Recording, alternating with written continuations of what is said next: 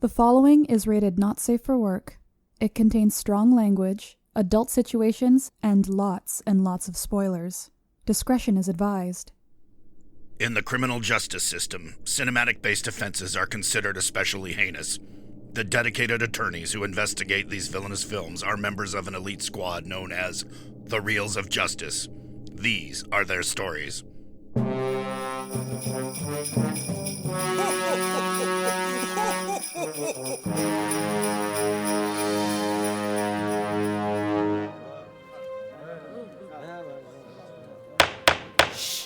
Order, please, order. The Reels of Justice is now in session. Judge Big Ben Haslar presiding. We all rise for the Honorable Judge Haslar. Be seated. Welcome to the Reels of Justice. Today we're hearing the case of Frosty the Snowman versus Grandma Got Run Over by a Reindeer. Frosty the Snowman, a 1969 animated Christmas special that follows a recently brought-to-life snowman in his quest to reach the North Pole. Sounds terrifying. Grandma Got Run Over by a Reindeer, a 2000 animated special about the Spankenheimer family trying to save Christmas after their grandmother, you guessed it, got ran over by a reindeer. Also sounds horrifying. Wow. For those of you unfamiliar with our court proceedings in civil cases like this, a counsel is appointed to represent each Christmas special, which will present their case as to why their client is the superior special. And ultimately, the jury will render its verdict as to which is the better Yuletide treat. This decision shall stand by in all rankings and listicles from now on until the end of time, ad infinitum. Miss Kaleigh DuLac. Ryan. Ho, ho, ho. Mrs. Kaleigh DuLac, you are representing Frosty the Snowman. You may present your opening statement. Hello, judge, jury. Frosty may be a little silly, as it tries to remain appropriate for young children, but it's wholesome, created for families of all ages, and captures the magic of Christmas spirit. The hand-drawn animation style of this 1969 film gives a warmth that stands up to the test of years. The message captures the Christmas spirit of magic, childhood innocence, and helping each other. There's never any doubt that Santa Claus exists. We struggle only with the themes of right and wrong, and in the end, trying to do our best to learn a lesson to be better. Even evil magicians get a Christmas present when they feel bad and apologize. Aww. Meanwhile, Grandma Got Ran Over by a Reindeer, the 2000 film, fails in key points. The animation style feels dated despite being later. And don't even get me started on the over-sexualized Daphne look-alike cousin Mel. The plot is trite and all over the place, and the spirit of Christmas fails to be captured. I will showcase this to the jury beyond reasonable doubt. Thank you. All right. Look forward to it. Appearing on behalf of Grandma Got Run Over by a Reindeer is Mr. Dylan J. Schlender. Please present your opening statement. Thank you, Your Honor. This is truly the most wonderful time of the year. Ho, ho, ho, ho. Songs flood our homes and public spaces about silver bells, angels, Santa kissing our mom, and of course, manslaughter and living constructs kidnapping children. Mm-hmm. These two specials today are based on some crazy songs. And while Frosty the Snowman goes painfully literal in its interpretation, Grandma Got Run Over by a Reindeer is clearly having more fun with the source material. And ladies and gentlemen, since this is a head-to-head, we can use whatever scale we want to determine which one we enjoy, to determine which one is better. We're not talking about guilty of being a bad movie here. We're talking about which one we had the most fun with. And when it comes to Christmas features, I think that is very important. Grandma Got Run Over by a Reindeer is crazy. It is off the rails. The kids might say it's lit. They might say it cooks. They might say it's all 6-7. 6-7, 6-7. 6-7, 6-7. There, now that I've dated the show, yes. They're probably not doing that anymore now that it's Christmas. Oh, that's true. But let me tell you something, ladies and gentlemen of the jury. After sitting through Frosty the Snowman, something that is crazy and wild, like Grandma Got Run Over by a Reindeer, is exactly what the Christmas doctor ordered. Thank you. Thank you, Mr. Schlender. I warn you, I haven't had fun since 1992. God, I believe you. I put it on the calendar. Mr. DuLac, you may present your first exhibit. I like that, you brought up that we're not necessarily looking at what's a good movie, what's a bad movie, and really what makes this a good Christmas movie. And while I appreciate the fun argument, I have a couple of arguments of my own. First and foremost, both of them are based on a song.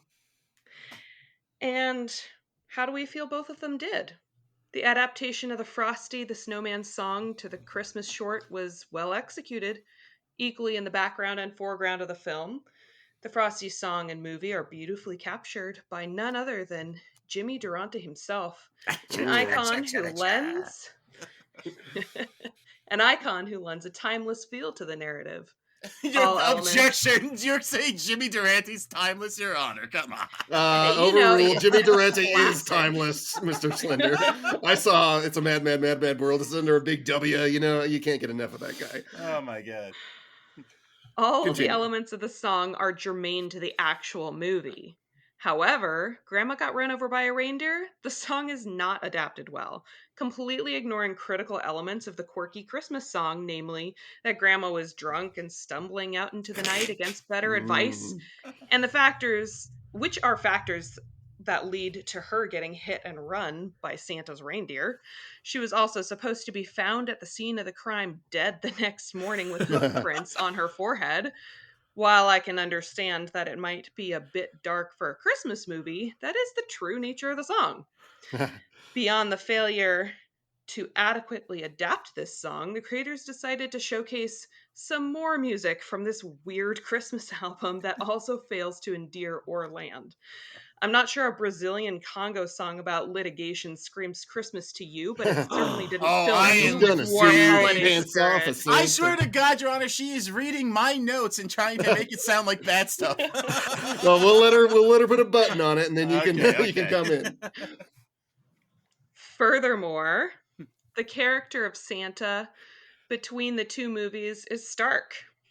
In Frosty, we have a fatherly, wise, and magical I'm sorry, I'm going to stop you there. Mr. Schlender, would you mind addressing the point how this is a sanitized version of that Christmas song?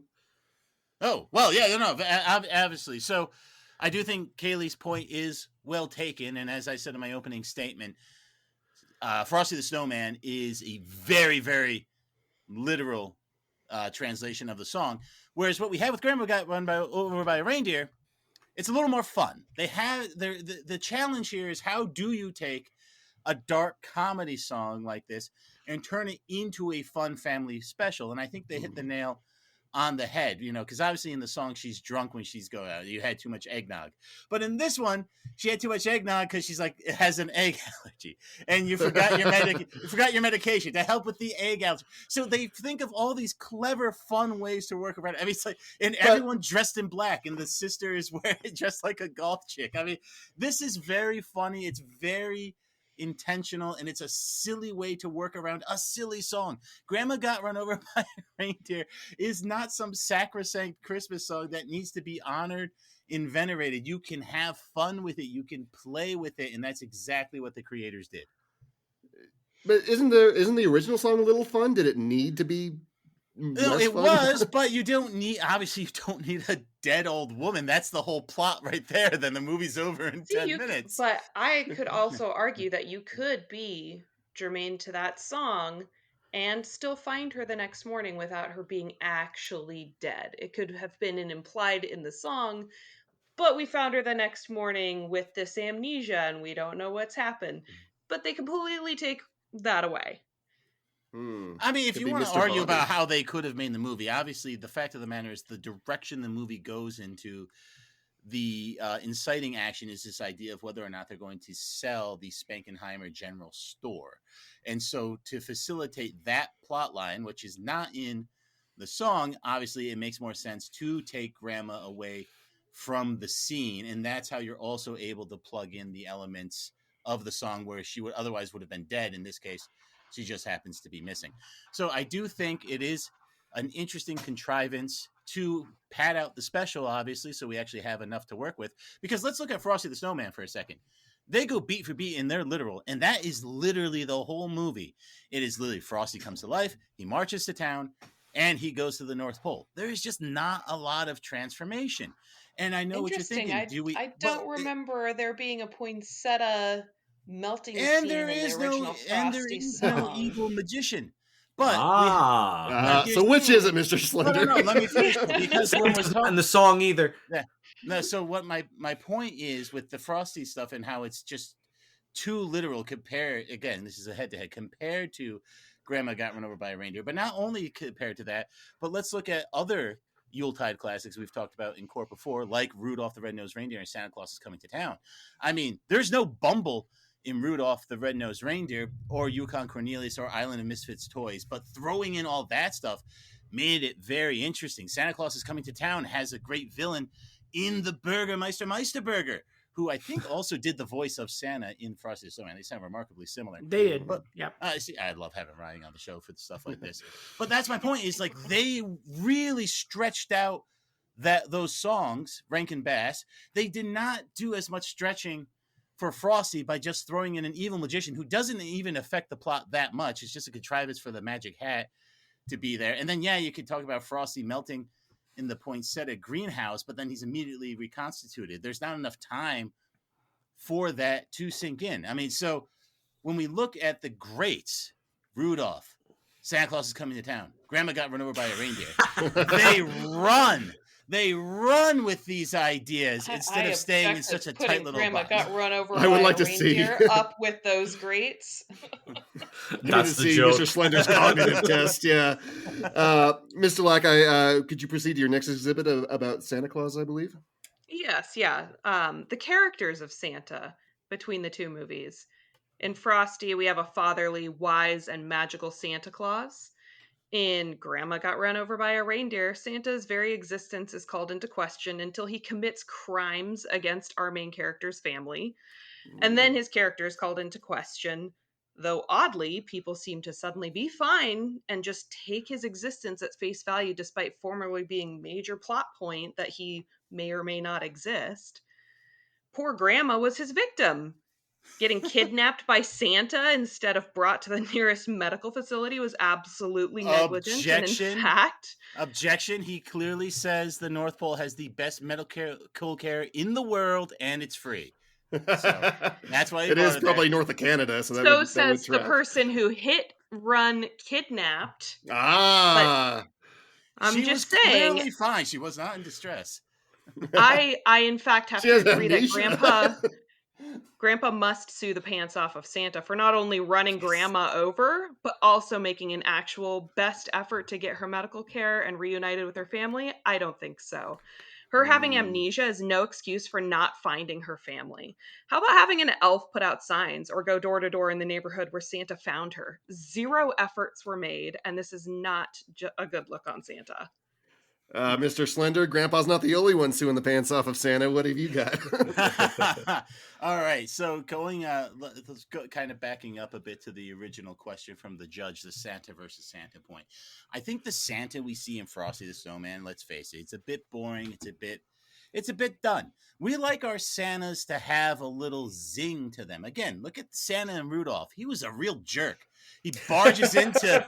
He was your favorite, I love him. He barges into his employee's house after his son's born and sings a song about himself and leaves. Look, we want Santa doing interesting things. Santa doesn't do anything interesting in Frosty the Snowman. He's just the Deus Ex Machina to save Frosty. In Grandma Got Run Over by a Reindeer, he's a bit more human. He's maybe not making all the best decisions as Kaleigh is pointing out, there are things he could have done, but the fact of the matter, he does not do that because this Santa is not perfect. He's not super wise. He is a flawed man who has addict reindeer drawing his sleigh. I mean, this is guys, this is very funny. This is fun stuff here.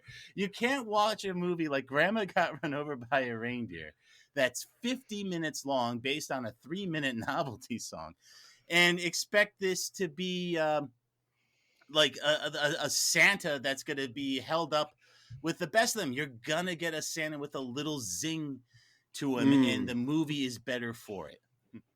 That's a good question, Mr. Locke. Do you think that, Frosty's like a little too similar and maybe the differences in Grandma's a little more fun?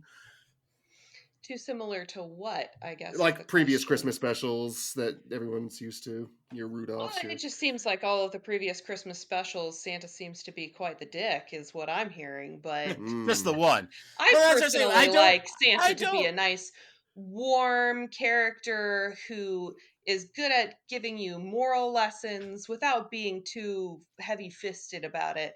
I don't really love my Santas to be on trial for having almost committed murder. What about Miracle on 31st Street, Your Honor? Santa's on trial. Was that murder? I don't think that was murder. Was that for murder? Yeah, exactly. Mr. Lack, please present your next exhibit. Oh, that was my last exhibit, and I just have my closing statements. So Very well. Happy to hear my opposition. Mr. Schlender, let her have it. Okay, well, fantastic. Well, thank you, because again, this is just too much fun. We should not be allowed to have this much fun on the show. I don't know who came up with this amazing pairing. I'm glad you're having some. All right, so he was handsome. I believe so. Very beardsome. Anyway, oh my God, it was Santa, guys. So anyway, I do want to address a minor point. We've kind of touched on it, and that's taking this dark comedy song, right? When Grandma Got Run Over by a Reindeer first came out, I think the Dr. Elmo there, he had like maybe 500 pressings of it. It wasn't a terribly big hit. And then it kind of became like a meme, like when I said 6-7 earlier, like this was kind of like one of the, this was like a very big, like if we had memes back in the day, like there was a DJ who got fired from his job because he played it 27 times in a row. So no, I know it's just silly, but yes, it does have those darker, edgier, I say edgier, the Grey Panthers denounced the song. It's an elderly activist group, So the Grey Panthers? Are you serious? Yeah. That's a real thing. I'm not making that up. And so the song had a lot of baggage, a lot of notoriety. I would say it's infamous, but you can turn it into a friendly kids cartoon. And if we look at our history of media, we see it happen all the time. They made a kid cartoon out of RoboCop, Beetlejuice, Conan. I mean, if you think about it, pretty much every violent 80s movie got a child-friendly cartoon. I mean, Toxic Avenger got a child-friendly cartoon. Rambo got a friendly. Thank you, Ryan. See, I knew Ryan was my friend. No, but this is something that's not without precedent. So I think the transformation we see in this from a dark comedy song into light-hearted family fare is warranted because we have so many examples of it in the past. So I do want to put a button on that point. About a button nose. Yeah, I don't think that there's any problem with turning a dark Christmas song into a Christmas special. My problem is I don't believe it was well adapted. But that's the point, though. It was well adapted because they worked around it so well. Every part of the song is represented. I'll concede, except for them finding her. Obviously, they don't find her because Santa did indeed abduct her. Allegedly. Exactly. But what does that? So what does that open up for us, though? Instead of getting this rote presentation of the song like we get for the interminable 23-something minutes of Frosty the Snowman, we get brand new songs. What are the brand new songs in Frosty the Snowman? I'll clue you in. There are none. What are the brand new songs we get in Grandma Got Run Over by a Reindeer? We get to hear about fruitcakes. We get to hear about Grandma banging Elvis in heaven. This is hilarious stuff. And also, I did some research because I was thinking, why do people hate fruitcake so much? Where did this come from? The origin seems to be Johnny Carson made a joke years ago saying there's only one fruitcake and everyone's sending it to each other. But that's not enough. That implies people already hate fruitcakes. It turns out fruitcakes were one of the first foods that could be consistently and readily shipped anywhere in America because of the way you make them. They are soaked with booze and they are so dense, it is almost impossible for them to spoil. As a matter of fact, a lot of fruitcake aficionados, of which I am not one, but I would probably become one because I want to call myself a fruitcake aficionado, they say you should let a fruitcake rest for 3 months. So anyway, That's just a little Objection, aside. Your Honor. Fruitcakes. What is the relevance of the history of fruitcake? I thought Good we were question. Because I appreciate it. thank you. There's that hilarious Grandma's Fruitcake song in this, where it's just a hilarious kind of inside American joke from a bygone era. People don't make fun of fruitcakes anymore. It's something we've lost in our shared culture, possibly because of 9/11. I don't want to say, because this came out in 2001, so we'll never So know. are we saying that this is therefore irrelevant? No, I'm saying it was very Since relevant it's to a been- time. It harkens back But it's to a simpler currently time. irrelevant. I wouldn't say it's currently Mhm. irrelevant. It's still historical, It's like, well, the Roman Empire is irrelevant. I mean, no, it's not, and I would put... Well, how relevant is Frosty then, Miss DuLac? I believe that Frosty stands up to the test of time. As I said before, I believe that the animation style, just like the claymation Christmas movies, these are things that people continue to watch time and time again. Meanwhile, Grandma Got Ran Over by a Reindeer, comical, but definitely not a Christmas classic amongst most families. Well, let me push back on Frosty real quick, because I did watch the Arthur Rankin Jr. interview series he did with the it was like the Television University Academy interview series. It's like a 4-hour interview he sat down for, and Okay, but I'll only give you 4 minutes to go into it. Is that the Paley Center? I'm not 100% sure, Ryan.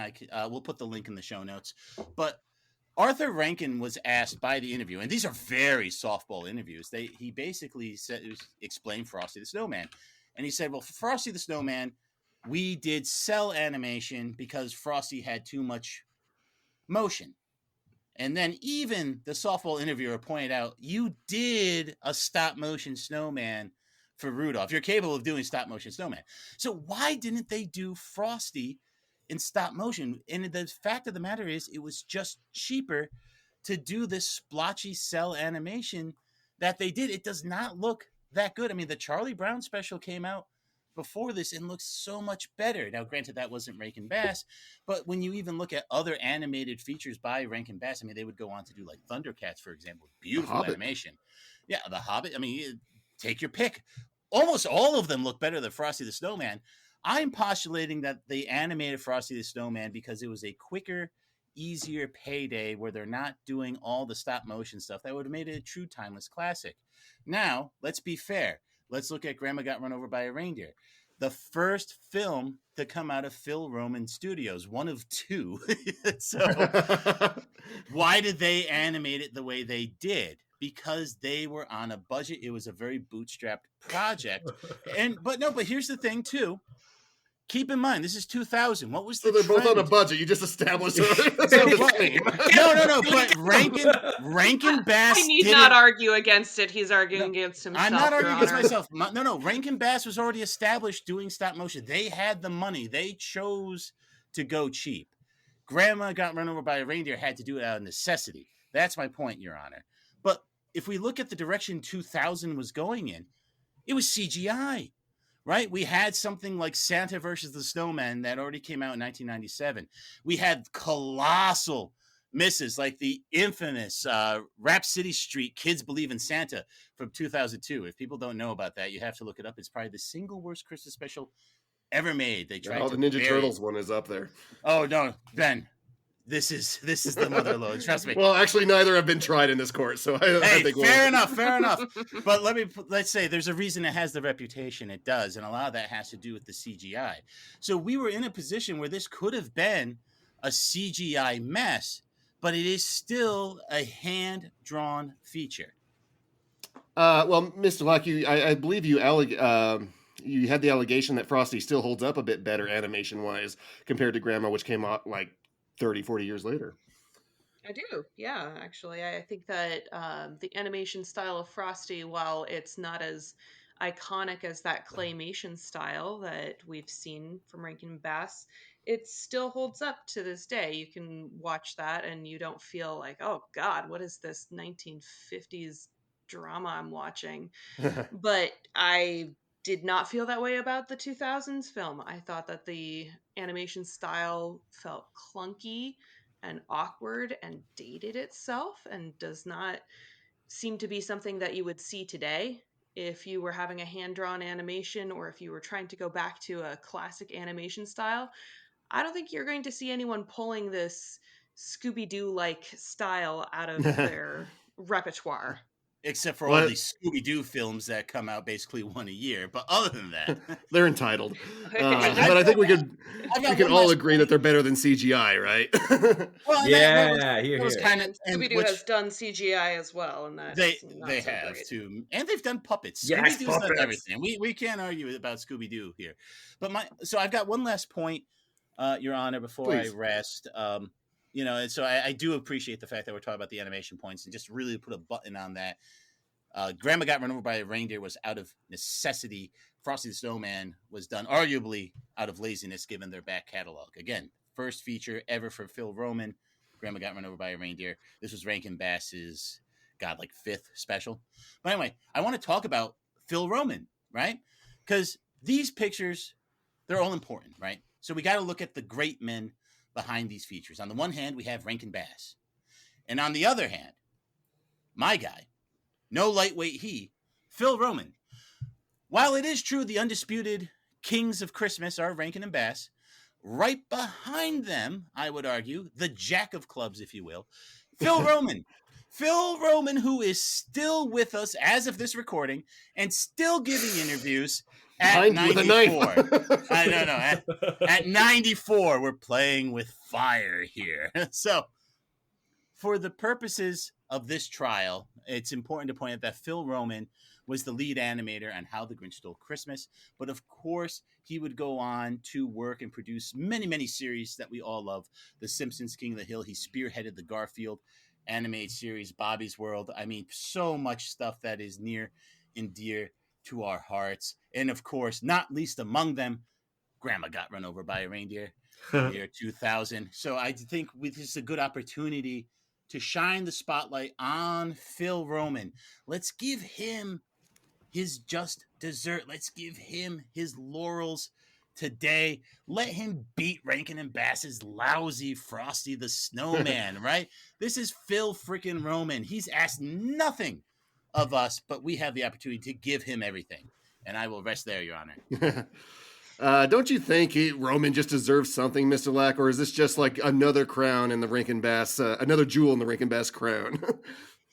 Honestly, if this were about touting who is the best artist and, who should we give a handout to just because they went on to do great things, sure, maybe we should give it to him. But we're trying to look at these films themselves. And I don't think that the argument stands just on name dropping. Ooh, yeah. Well, there's all the other arguments, too. That was just the cherry on top. There was Phil Roman doing all these things. Very well. Both sides have rested. The attorneys will now present their closing arguments. Mr. Lack, you may begin. Your Honor, it is my honor. While this may be an enjoyable film, most people can agree, and I'm talking about Grandma Got Run Over by a Reindeer here, that its charm can best be described as it's so bad it's good.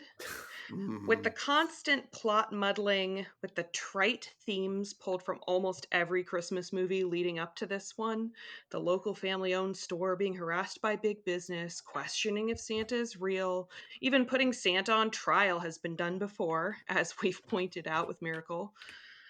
It fails at originality and constantly has you questioning what in the hell is actually going on. To quote a very wise man, Benjamin Haslar, first of his name, wiser than Solomon and more than just Gandhi, but more feared than Khan. It's true. This movie needs to take its Ritalin and focus on one plot. The song is quite original, even if strange. There was enough within just this one song to have created an original Christmas plot. We might have even had a better movie if it had. As Frosty shows us, you don't need to overcomplicate the plot to provide a balanced, enjoyable Christmas animation. Originality is practically handed to you in these songs themselves. And if Grandma Got Run Over by a Reindeer had followed Frosty's lead down the streets of town, it might have done better if it paused a moment and stuck to its song for guidance. I rest my case. Thank you, Mr. DuLac. Mr. Schlender, you may present your closing argument. Thank you, Your Honor.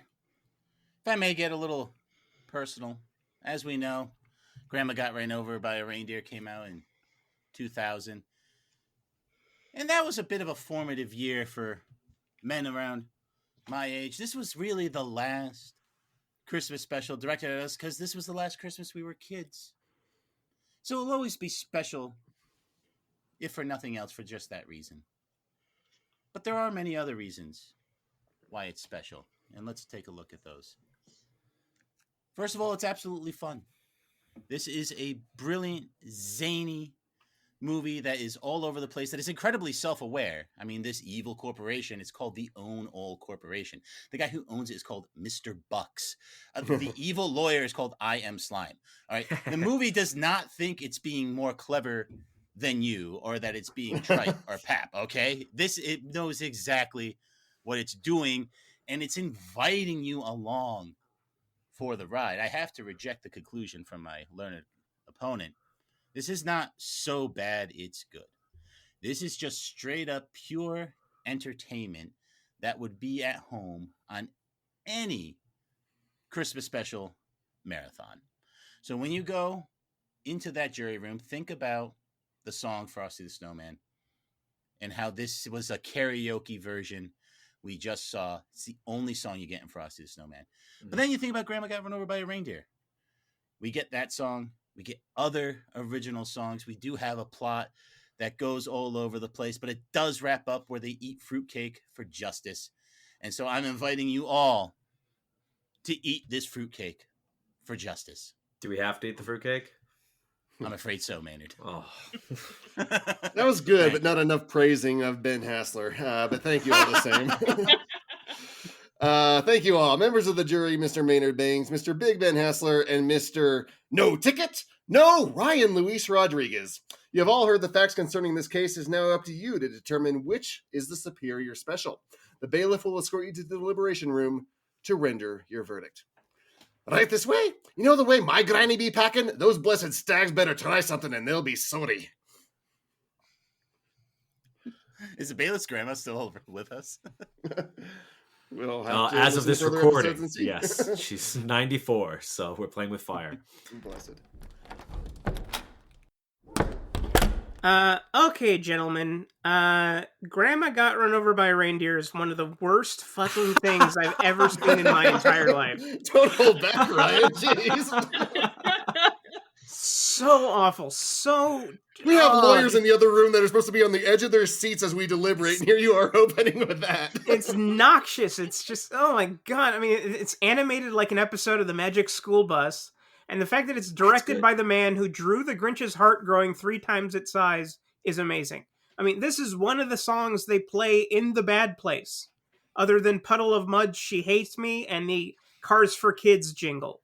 And the thing that I was amazed by, there's a Johnny Cochran joke in here, and I'm like, who the fuck is this for? Like, what child is going to go, if it didn't, it quit? Like, no kid's going to know that. And honestly, I prefer if they did the Weird Al song, The Night Santa Went Crazy. That would be great. Frosty. Frosty is basically the golem with a hat. He's very sweet. He's like Lenny from Of Mice and Men, because every single time they put the hat on him, he says, "Happy birthdays," if he has no idea what's going on. Incredibly sweet and well animated for the 60s. Paul Frees is the actor that Dylan didn't mention his name, but that's the actor that's in both. And I just wish that it was in stop motion, but knowing what I know about this film, and is because I watched the hour-long documentary that's on the 4K box set, these are the first cartoons that were outsourced to Japan. So basically, we were raised on Japanimation, and we never knew it. Rob, you haven't said practically anything, so why don't you step in? I've been trying. I thought we should have had your nickname be Oatmeal. Oatmeal. Thank you. So, as far as Grandma Got Run Over by a Reindeer, to me, it's the last of a dying breed. It's like one of the last like direct Christmas specials. So it's like Home on the Range was for Disney. I guess, or maybe you could kind of look at it that way. But like, you know, like a standalone Christmas special, there's not really tied to like existing IP, you know, like, you know, come in and watch this kind of thing. There was points brought up how well they follow each song. And I think both of them take a lot of liberties with what is a very simple, short song, right? I mean, Frosty, the song, it doesn't have Santa. Obviously, it doesn't have the Evil Magician or the Trip to the North Pole, which was mentioned. But like most importantly, it doesn't have Santa. It's basically a secular song that would have been a wintertime song, and they managed to paint Christmas onto it on this special. So I think this special does take some liberties with Frosty by making him hang out with Santa and say he'll be back next Christmas Day. They even changed those words. Now, because he was made with Christmas snow. Only in this. Otherwise, it's secular snow in the song. And I think that's what was great about Frosty, too. It was a secular song at the time. Anyone can enjoy. Hear a secular like version of this that like emphasizes that. Like, Frosty gets awakened and goes, "There is no God." Jewish Yay! kids can go and build Frosty the Snowman too. That's what's great about it. They just have to put a scroll in his mouth instead of a hat. Now, Grandma, I appreciate Kaleigh's points about maybe follow the song too, but you couldn't. You were gonna play this for kids on TV. You couldn't have Grandma get murdered. It'd be a very fun, dark horror movie that you would put in theaters, but you couldn't put it on TV. And the whole point was to make a special. Hey, Secret of Nim was dark. You know, you kids can handle dark stuff. I don't know about Grandma getting run over and murdered dark, but the whole point is it's supposed to be on TV, and you're supposed to play a whole bunch of like toy commercials with it, and you know, all the kids kind of get excited about, you know, don't miss it this Sunday night. It's gonna premiere. I agree with the point on more songs in Grandma, but it is a lot longer, so Grandma has more runtime to play with. But Frosty is just one song over and over, and then they change the tempo into a march, and then they do the really sad Jimmy Durante like dying version where they play a flashback of things we literally just saw 10 minutes ago.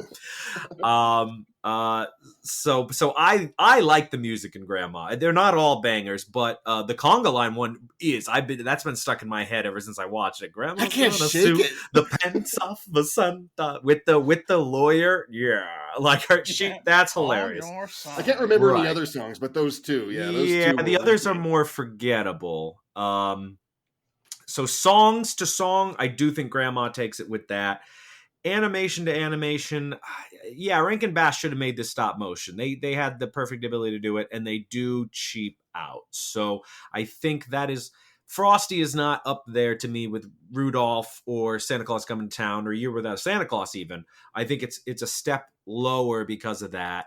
But let's hear what you think, Ben. Well, the thing that I get the most torn between is, well, I think Frosty like hits that Christmas spirit and what you kind of think of as a Christmas special a bit better. Grandma's the one I remember the most. Not always for the best, but it's the one that stays in your brain. I do wish they would have stuck with the song. I do think it would have been better if they adapted it, made it dark. They don't have to go completely dark. They can do some things off screen, but stick to the song. Don't just completely change the spirit of the song. Not only they're changing like what happens, they're changing the spirit of it. Whereas Frosty at least kind of stays in line with it. I don't have any real love for the claymation Rankin Bass stuff. I didn't grow up with it. So, you know, that animation is just the way things were going, and I love hand-drawn animation. People could probably throw the same thing about me with like CGI animals and stuff. I hate that. You know, the hand-drawn is what I like, what feels warm to me. So I get that in Frosty. I get it somewhat in Grandma, but a bit less so. It does kind of feel like a final nail in the coffin, but it is fun. It is memorable. That I have been humming Grandpa's Gonna Sue the Pants Off of Santa for 2 weeks since I've seen it, and I cannot shake it. All right, well then I guess we start locking in. We know which way Ryan's going, so that's why I'm going to lock in first so I can put all the pressure on Ben. Frosty, I think, is the classic. So Grandma's the underdog here for sure. It's the startup, you know. And I always remembered it even from TV. Maybe it's because we were big fans of that song in our household, because I grew up with my grandmother, and so part of the fun thing is she hated this song. She was a Grey Panther sympathizer, so she despised this song, and so we just loved playing it even more, and playing it over and over. I think it's fun the way they clean it up to make it for kids. I think if they stuck to it too literal, that would be kind of a bummer around Christmas. I think they find clever ways to make it match without exactly matching. And you do get more songs. So I am going to go for Grandma Got Run Over by a Reindeer, just to be a little controversial for it. And we'll see if the classic can hold up or not. Ryan, are you going to swerve on us? No. No, I'm the foreman. Yeah, you're right. I'm going for Frosty. It is. It may be a bit by the numbers, but that is kind of what people like around Christmas time. They don't like shocks, and if you were going to go for a shock, go for the original song. They didn't. So yeah, it's got to be Frosty. I enjoyed it. I kind of enjoyed them both. I'm glad I saw Grandma, but it's an enigma, and enigmas aren't going to win. Okay, let's go tell that very handsome judge. At least put it on the record, Ryan. Tell us which one, just on the record. I'm going for Frosty the Snowman. Okay. Oh, surprise. Oatmeal. Mr. Foreman, have you reached a verdict? We have, Your Honor. In the case of Grandma Got Run Over by a Reindeer versus Frosty the Snowman, we thankfully find in favor of Frosty the Snowman. Happy birthday! The verdict is so rendered. Frosty is considered to be the superior short and song, which is more bad news for Grandma. She now has some frostbite to contend with. Santa has to be fined a maximum of $250,000 for attempting to land in a non-reindeer parking zone. Court is adjourned.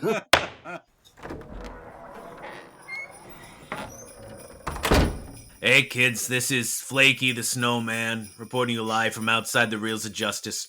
You know, there must have been some magic in that empty carton of Newports they found, because when they put it on my head, yada yada, you know the rest. Kaleigh DuLac, I fell asleep while you were in there. You mind telling me what the hell happened? Yes, the better man, or should I say snowman, won today. Me? Not only did Santa have to endure trial multiple times if we watched the Grandma Got Ran Over by a Reindeer special, but he lost in this one for that one, and my Santa, he won. Hey, thanks a lot there, Toots. Hey, can I borrow a couple of bucks or something? You know, it's fucking Christmas, it's fucking cold. You know, you got a couple bucks? You know, if you write, 15 lines over and over again, I'm sure Santa will bring something special in your Christmas sock. Oh, yeah, thanks a lot. All right. Well, here comes Dylan J. something. I didn't read the scripting or whatever. Hey, big guy, I got a corncob crack pipe, a bloody nose, and 2 eyes made out of 8 balls of black tar heroin. What do you think about that? Well, it's hard to fault the jury. I think Grandma Got Run Over by a Reindeer is a lot. It is a lot. You know, something I didn't get to mention in my case, and this is original research that I wanted to point out. Great, I know. Well, I was looking into it, and apparently there was a lawsuit in 2003 between the original writer of Grandma Got Run Over by a Reindeer and the Rappaport Corporation, which helped produce the movie. And it turns out that the first airing of Grandma Got Run Over by a Reindeer was in May 2000 on the Odyssey Channel. One time that they paid to do, and I can't find any reporting on it. It's literally just buried in court documents. The Odyssey Channel would go on to become the Hallmark Channel. So if you think about it, Grandma Got Run Over by a Reindeer is the first Hallmark Christmas movie. That's another reason to hate it. Which is probably why I didn't bring it up. First Hallmark Christmas movie aired in May. Yeah, and now we have Hot Frosty. Congratulations, people. I know, and I just thought that was rest of the story. I thought that was very interesting. So if there's any industrious reporters out there that want to dig into this one-time Odyssey airing, that again, the only proof for it is in existing court documents. I haven't found any articles mentioning it or any TV listings talking about it, but it's out there. So I want to thank everyone. Merry Christmas. I'll see you in the post show. I didn't learn a goddamn thing. Hey, before you go, could I borrow a couple bucks? It's you know fucking what? Christmas. You know what? It is Christmas. You know, here's a tenner. Oh, thank you. Oh, Merry Christmas to you and all, Merry and to all a good night and all that shit. Well, that's all we have from outside the Reels of Justice. So let's get back to the studio for post-trial analysis. This is Flaky the Snowman waving goodbye, saying, "Don't you cry, or I'll stab you with this fucking broken bottle I got here." Hey, you, can I get a couple bucks? It's fucking Christmas. I'll Venmo you. All right, Now you know some the rest problems. of the story. Flaky is currently being escorted away by the authorities. We've had to have done Flaky the Snowman before, I'm I sure. don't think But so. okay, good. Well, now may he's never in the know. lore. Yeah. That was a fun one. Kaleigh, you can tell us the truth now. You really liked Grandma better. You can tell us. You know, I had actually never seen it before watching this. You're welcome. And I think that maybe, just maybe, if I had seen it younger, it could have. I kept going in my mind as like, is the only reason that I like Frosty more because I grew up on it? And maybe if I grew up on this, but then I was like, yeah, no, I would have been 10 by the time this came out. There's no growing up on that. You know, you're already kind of a There's no little bit recovering. past the time when you're, you know, really synthesizing like what are your Christmas traditional movies that you're going to watch over and over again. And Are you- it was just all over the place. I couldn't focus. I kept laughing, but I did not feel any hint of Christmasness to it. I just kept groaning and rolling my eyes. And the Cochrane thing was so inappropriate. It was like, what the fuck? It was Groaning and rolling your eyes is part of my usual You Christmas can traditions. definitely introduce your youngster to it though, because believe it or not, this is one that my kids do ask to have in the rotation. Yes, excellent. We're making converts. 6'7", 6'7". Now, Kaleigh, what's been up lately? What have you been doing? What's been keeping you busy? Growing a baby. I'm due. Another in a one! week. All right, I congratulations! know. Yes. Maynard is still a good name choice. Still on the I like table. it. It's a female, but you know we can It's have a our good first name female anyhow. Maynard. Maynette? How about Maynard. May? Just May. Aw. How about Oh, nerd? born an old lady? Jeez, Ben. Nerd, Brian. You're always like this around the holidays, which it is. It's Christmas. Yeah, I'm actually cold because it's snowing out. But congratulations, that's wonderful. And we are looking forward to all the happy news and all those baby pictures that Ben shares with us. He has the wallet that folds all the way down. He's a proud uncle. Yes, he is. Absolutely. Things don't work out for people who have an Uncle Ben. I don't. With great power. Now, before we get into recommendations, you know, we always ask for recommendations for for movies that you think people should see, and we'll be asking for a Christmas movie. But it's also Secret Santa is our yearly tradition, and it just so happens that I got you first, Kaleigh. So here is your Secret Santa gift. You can open it and you tell everyone what it is. Okay. All right. Oh, it's a Tutti Frutti hat, so I can do my own conga line singing Santa or Grandpa can sue the crap out of Santa. Excellent. The Very pants off thoughtful. of Santa. Yes. Very thoughtful. Yes, and it is actually from this motion picture. It's a used prop from set. Now let us know your Christmas recommendation. So my Christmas recommendation, I'm going to, even though I'm not a big fan of grumpy Santas, I would go with A Year Without a Santa Claus. Yeah. I don't love the themes of is Santa real, is he not real? I prefer my Christmas movies to just already have Santa as an unquestioned magical feature. However, this one has such great songs, and I love that Mrs. Claus gets to have a really nice role in it. And you know, we obviously love that claymation stop motion animation style. It's a classic, and I would highly recommend anyone watch it. Yeah, it's one of my... I don't remember being on TV very much when I grew up. It might have been before then, but since I discovered it later, I add it. It's in my rotation now. You could. I did discover it later too. Yeah. Yeah, I just don't think they weren't including it regularly. But yeah, the obviously the two brothers, the cold miser, Miser the heat brothers. miser, the miser brothers are the real show stealer. Talk about an earworm song of Christmas music. I was just singing it earlier today, and I haven't seen it since last Christmas, which it is right now, is Christmas, Ryan, but I haven't watched it this year yet. And I still just sing it all year long because it won't get out of there. It not without a bullet, at least. So great recommendation. And now you can give your Secret Santa gift to who you have. It's Schlenzo. It's who? Dylan. We call him Schlenzo. I did not know who Schlenzo was. Schlenzo the Magnificent. He was a failed magician. All right. Dylan, here you go. Oh, well, thank you. Okay, let me open this up here. Hey, it's a mix CD of every novelty Christmas song ever. And it looks like you got them off of Napster because it says they're all done by Weird Al. This is going to be great. Thank you so much. Excellent. And what's your You recommendation? can still download Napster, Kaleigh.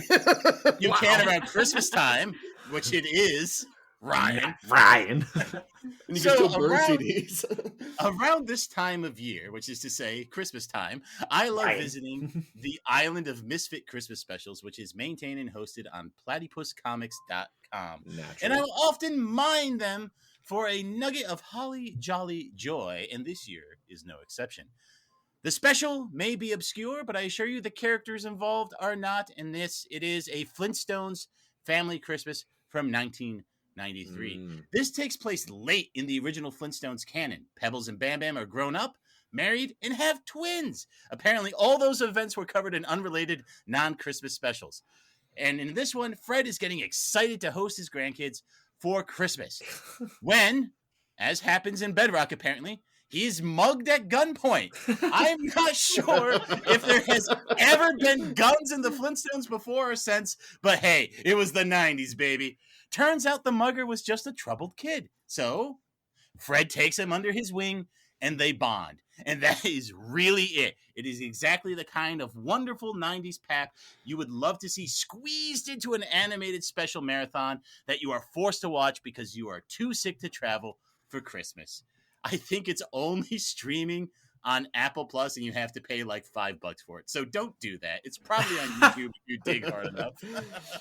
And it's a gun. It's not like a bird with a rock in its mouth threatening to spit it out. Okay, so here's the thing. It turns out it's actually just a piece of wood. So it's nothing complex, but he assumed it's a gun. He thought it was a gun. Yes, you're exactly right, man. He thought it was a gun. So, I guess that makes as much sense as them celebrating Christmas because they live in BC, quite literally. Was it Christmas or Saturnalia or something? No. This special addresses that because they talk about like the kids talk to everyone and they show like a rabbi, a Hindu guy, like they lean like a Buddhist monk. So like they lean in really heavy, like we know and we don't give an F. You know? A lot of those things they didn't exist back in the Flintstone time, but they did exist before. But okay. And who'd you get for Secret Santa? Well, I got obviously the biggest guy here, Big Ben. All right, wheel it in, boys. Gimme. Let's see, what do we got here? It's a 50-year-old fruitcake that looks like it's been regifted a few hundred times. I guess that's why you went on a little tangent about that. Well, what a coincidence, Dylan, because it's also what I'm going to get you for your birthday coming up, so you enjoy that. Gets a little lighter every time. And your recommendation, Big Ben? Unfortunately, my list of holiday themes worth watching grows thin. For a genre that pumps out like 10 to 50 a year, you'd think there would be a few more worth watching in there, but usually they're just empty platitudes that all they have to do is lean into the message of being good, and maybe Christmas is a little bit more to churn out a film. Yuck. I think, for that reason, the horror Christmas films do a little bit better in my brain, because they're usually at least about something, even if that thing is turning the Christmas tropes on their heads a bit. For my pick this year, Better Watch Out not only turns Christmas tropes on its head, but also the home invasion /slasher tropes as well. It's a lot of fun when a dumb paint-by-number slasher are hiding something just a bit more fun underneath it. A trope-ridden Christmas film or a trope-ridden slasher film can have you idly scrolling on your phone while enjoying the film's presence somewhere in the background. And then you glance up and all of a sudden you're like, whoa, wait a minute. When did they decide to do something interesting here?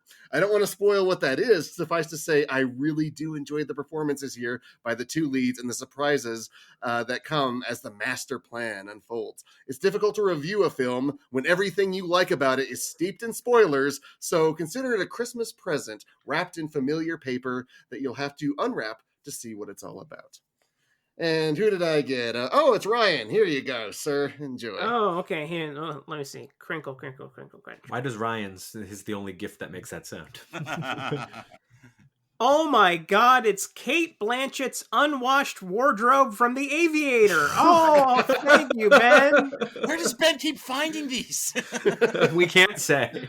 And Yeah, no Ryan, wonder your we I don't want recommendation- to know how I know it's Crunch, unwashed, but Still warm. Right away, Miss Blanchett. Ryan, your recommendation. My truck-commendation is actually on topic because it's a film set during Christmas time. Shane Black's latest motion picture, Play Dirty. Now, this is about a character named Parker, created by author Richard Stark, who is a master thief who is convinced to heist treasure from a long-sunken Spanish galleon worth over $1 billion. It's zippy, it's funny, it's snappy, it's fast, it's controversial for fans of Parker. Apparently, if you don't depict the character in a very specific way, you're ruining their childhood or some shit. I don't know, grow up, people. For me, the flaws are pretty limited. It stars Mark Wahlberg, which is always a problem, but Black knows how to utilize his quote-unquote skills as a performer, and the look has that glossy, garish Netflix sheen, even though this isn't a Netflix movie, which really comes into view during action sequences. But on the plus side, the dialogue crackles in ways that only Black can accomplish, and I now have a huge crush on leading lady Rosa Salazar, so there's that. If Die Hard is guilty of being a Christmas movie, so stupid, then this is guilty as hell, despite being released in October. Play Dirty is currently streaming exclusively on Amazon Prime, that thing you always complain about but still pay $150 a year to keep. Is that how much Hey. they're charging me? I don't. It Anyway, costs a little extra because I do the music too. we'll be getting Rosie Salazar's outfit for you next Christmas. Well, And she Zippy doesn't and spend a lot of time in clothes, so that'd be very hard to I do. see. I Zippy know, and it's very Snappy. easy then. Zippy and Snappy, two of my favorite reindeer as well. Really, they're next to Um, Snap, Crackle, and Pop is my favorite spokesman for rice-based cereals. Yes. Now, who'd you get for Secret Santa? Someone handsome? Hmm? No, I don't think so. I think I got Oh. Rob. Oh, thanks. Crinkle, crinkle, crinkle. Oh, I got a Flaky the Snowman ashtray. All right, this is exactly what I'm going to need, and the kids love it too. It'll go great with my corncob crack pipe. Now, as you know, Ryan, it's the Christmas season, and so I've been recommending martial arts films for the past few weeks, Ryan, I don't think you have. as part, and we all remember me doing it as part of my Kung Fu Christmas 2 Deck the Halls with Fists of Fury. And because it's Christmas, Ryan, and we've done our Secret Santa where we box up mystery gifts for our friends, it only seems appropriate that I recommend The Mystery of Chess Boxing from 1979. A young martial artist swears revenge against the man who murdered his father and seeks training from a Chinese chess master who shares this common foe, the infamous ghost-faced killer.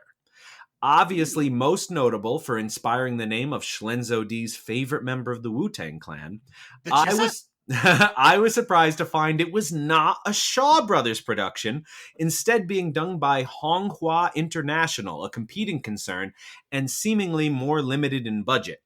Although there are some great training sequences and a number of interesting fights, including one centered around a bowl of rice, many of the locations are simply barren fields or very minimalistic village sets, rather than the more grand temples or shrines you get with the Shaw Brothers. The martial arts choreography is strong enough, although there are some very sloppy cuts in a few fight scenes, likely the result of being a more low-budget production. These are still, unfortunately, a bit distracting. And although the film never makes clear what the parallels between chess and kung fu actually are, it's a serviceably straightforward film about training to get better and how technique and experience are ultimately no match for youth and enthusiasm. Although poor Ghostface Killer, he gets totally screwed. They just double teamed him in the end, and that, I can damn well tell you, is not allowed in chess. So justice for Ghostface. But if you want to check out the mystery of chess boxing, perhaps the greatest gift of all today is that it's currently streaming on Tubi, you lucky ducks. It's a Ryan. Ghostface is my favorite member of the Wu-Tang Clan, if that does matter. It does, actually. So there you go. Cross out Schlenzo. He's out. Ryan's my new favorite because he likes Boo. Ghostface. It's my third favorite prestige class in 3.5. That counts for something. Thank you. But with that, we are all out of show. But we want to thank our guest, Kaleigh DuLac, for joining us. Thank you so much, Kaleigh. Absolutely. Always a pleasure coming on, and always a pleasure doing the Christmas specials, especially.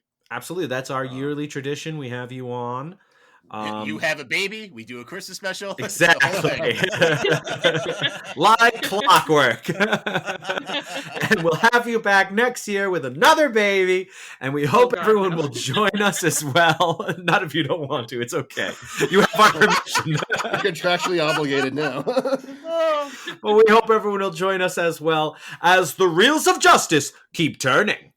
Ho, ho, ho, count it. Happy birthday! Please follow us on Twitter at Reels of Justice, Instagram Reels of Justice, and Facebook.com/Reels of Justice.